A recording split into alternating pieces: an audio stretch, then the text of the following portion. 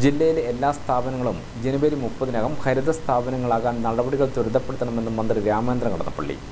മാലിന്യമുക്തം ക്യാമ്പയിനിൽ ജനകീയ സഹകരണത്തിന്റെ കരുത്തുണ്ടാവണം. മാലിന്യ നിർമ്മാർജ്ജനം ഗൗരവമുള്ള വിഷയമാണെന്നും മന്ത്രി പറഞ്ഞു. മാലിന്യമുക്തം നവകേരളം ജനകീയ ക്യാമ്പയിന്റെ ജില്ലാതല അവലോകന യോഗം കലക്ടറേറ്റ് കോൺഫറൻസ് ഹാളിൽ ഉദ്ഘാടനം ചെയ്യുകയായിരുന്നു മന്ത്രി.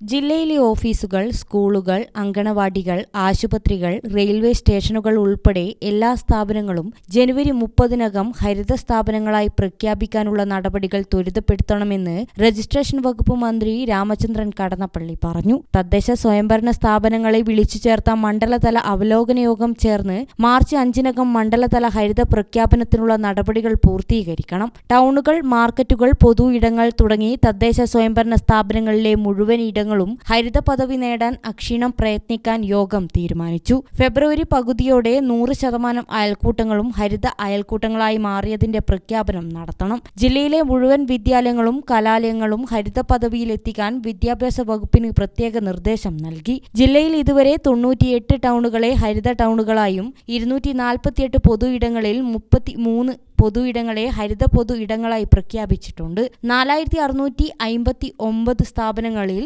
2426 സ്ഥാപനങ്ങൾ ഹരിത സ്ഥാപനങ്ങളായും പ്രഖ്യാപനം നടത്തി. ജില്ലയിലെ 1629 വിദ്യാലയങ്ങളിൽ 1184 എണ്ണവും 110 കലാലയങ്ങളിൽ 42 എണ്ണവും ഹരിത കലാലയങ്ങളായി പ്രഖ്യാപിച്ചു.